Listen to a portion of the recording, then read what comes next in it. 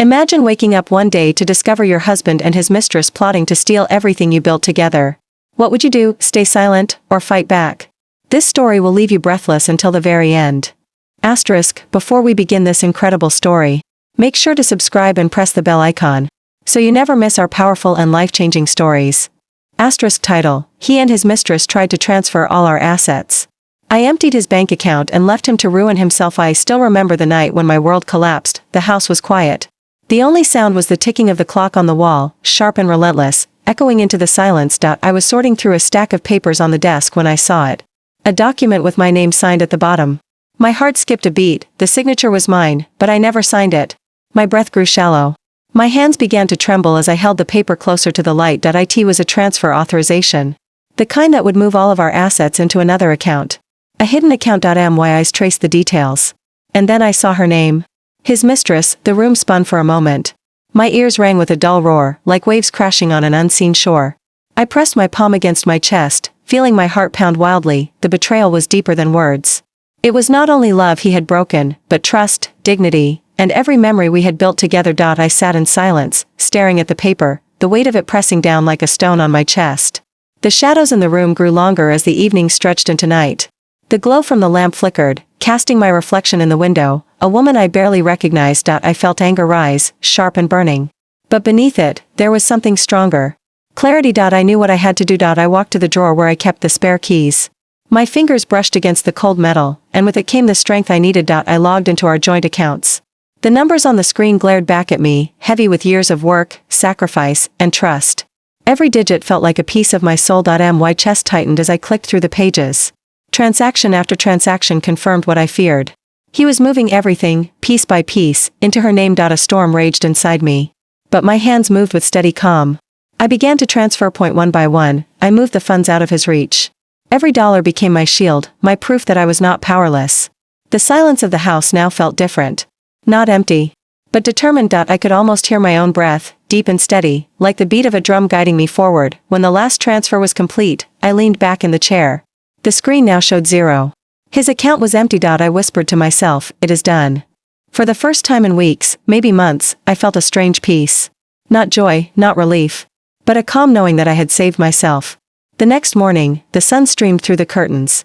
Its golden light felt almost cruel, too bright for the storm I carried inside. I made myself a cup of tea. The warmth of the cup in my hand steadied me, though my mind raced with what would come next. The phone rang. His name flashed across the screen. For a moment, I stared at it, my throat tight, my heart pounding. I answered. His voice came through, frantic, sharp, and desperate. Where is the money? Where is everything?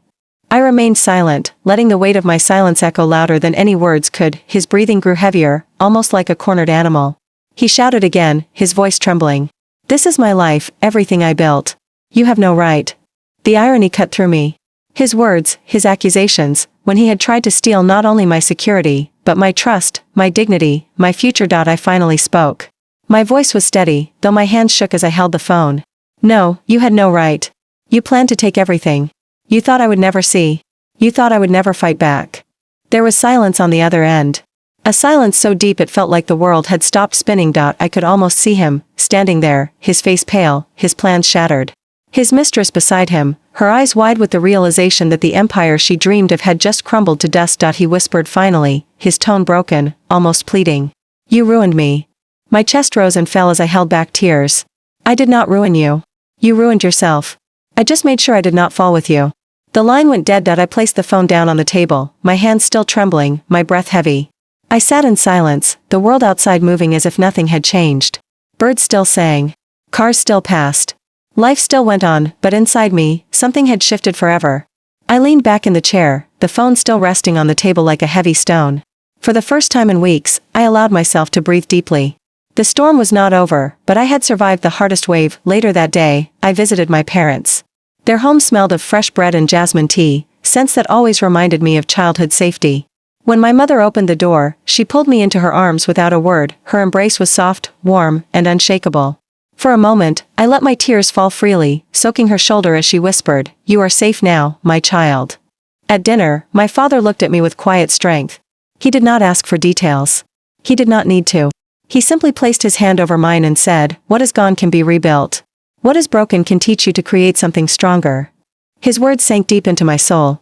For the first time, I realized I was not alone in this fight. Days turned into weeks. The world outside remained restless, but inside me, a quiet strength began to grow. I returned to work. My colleagues, who had sensed something but never asked, now greeted me with smiles filled with genuine care. One afternoon, as I sat at my desk, a colleague named Sarah approached. She had always been kind, though we had never been close. She placed a cup of coffee on my desk and said softly, "You inspire me. The way you carry yourself through pain. It shows courage." Her words startled me. I had felt broken, lost, and weak. Yet someone else saw light in me when all I had seen was darkness. That night, as I lay in bed, I thought about it again. Perhaps pain was not only a wound. Perhaps pain could also be a mirror, showing us the parts of ourselves we never knew existed. I closed my eyes with a calmer heart. For the first time in months, sleep found me gently. Morning sunlight filtered through the curtains, painting golden lines across the floor. I rose slowly, feeling a quiet strength in my chest. It was not victory, but it was peace, fragile, yet real. As I sipped tea by the window, I saw children walking to school. Their laughter echoed in the street, light and unburdened. It reminded me of a time when my own dreams had been pure and untarnished. That memory pushed me to make a decision. I would not let betrayal define my life. I would not let bitterness poison the years still ahead of me. I opened my journal, its pages blank yet waiting. With steady hands, I wrote the first sentence. This is the beginning of my new chapter. The pen felt heavy, yet powerful. Every word was like a stone, carefully laid to build the foundation of a new life. Later that week, Sarah invited me to join a small gathering of friends. At first, I hesitated. The idea of being among people felt overwhelming. But something inside urged me forward. That evening, I walked into a cozy cafe lit with warm lamps and filled with the sound of gentle music. Voices blended with laughter, cups clinked, and the smell of coffee wrapped itself around me. For the first time in months, I smiled without forcing it. The people around me welcomed me with warmth that felt genuine. No one asked me to explain my scars. They simply allowed me to exist, just as I was. Across the table, Sarah leaned closer. Her voice was soft, yet steady. "You have been through fire," she said. "But fire also creates gold." Her words struck me deeply. I realized then that healing was not only about surviving. It was about transforming. That night, as I walked home under a sky full of stars, I felt a truth rising inside me. Yes, I had been betrayed. Yes, I had lost much. But in that loss, I was also finding pieces of myself I had forgotten, and for the first time, I was ready to see where this path of healing would lead. The cool night air brushed against my skin as I walked, each step lighter than the last. For years, my heart had been chained by fear and betrayal, but now, something inside me stirred with quiet courage. The next morning, I decided to visit the charity center Sarah often spoke about. The building was simple, with faded walls and a small sign, yet the moment I stepped inside, I felt a warmth that wrapped around me like a blanket. Children's laughter filled the room. Some painted on worn-out sheets of paper. Others built towers with broken blocks that had clearly been used for years. One little girl tugged at my hand, her eyes wide and curious. "Will you read me this?" she asked, holding out a tattered book. Her innocence disarmed me. I sat with her, reading aloud, my voice trembling at first, then growing steady. As the children gathered around, their eyes shone with wonder. For the first time in a long while, I felt needed, not for my wealth, not for my role as someone's wife, but simply for the kindness I could give. Later that day, the director of the center approached me. Her hair was streaked with silver, her smile calm and knowing. "You have a gift," she said softly. "Pain can destroy, but it can also teach compassion. And compassion heals." Her words lingered in my mind long after I left. That night, I sat by my window again, the stars above like scattered diamonds. But instead of bitterness, I felt gratitude, gratitude that I still had the strength to give, gratitude that kindness still existed in the world. Slowly, I began returning to the center, day after day. The children's laughter became my medicine. Their little arms around my neck reminded me that love was not gone, only waiting to be found in new places, and with every smile I saw on their faces, I stitched a small piece of my broken heart back together. One afternoon, as I was arranging storybooks on a dusty shelf at the center, I heard a familiar voice behind me. "Excuse me? Do you need some help with that?" I turned, startled. It was Daniel, an old acquaintance from my university days. He had once been the quiet, thoughtful boy in the corner of the library. Always lost in books, time had changed him. His hair now carried faint threads of gray, and his eyes held a depth that spoke of both hardship and wisdom. "What are you doing here?" I asked, my voice carrying equal parts surprise and relief. He smiled gently. "I volunteer here on weekends. The world takes a lot from us sometimes. Giving back feels like the only way to stay whole." His words echoed in my chest, striking something deep. For a moment, the weight I had been carrying seemed lighter, as if he had quietly lifted part of it without asking. That day, we worked side by side, repairing broken chairs and organizing supplies. Every now and then, our hands brushed against each other. And a quiet warmth spread through me. As the children gathered for their evening meal, Daniel and I sat together, watching their chatter and laughter. The sound was pure, like a fragile song that could mend any wound if you listened closely enough. "You have changed," Daniel said softly, his eyes studying me with sincerity. "You were always strong, but now? I see kindness shaping you in ways pain never could." For the first time in months, I felt my eyes sting not from sorrow, but from something gentler. Something like hope. Months passed, and life began to bloom again in ways I had never imagined. Daniel and I continued working at the community center, and slowly, I allowed myself to trust the kindness I found in his presence. My past no longer defined me. It had shaped me, but it did not chain me.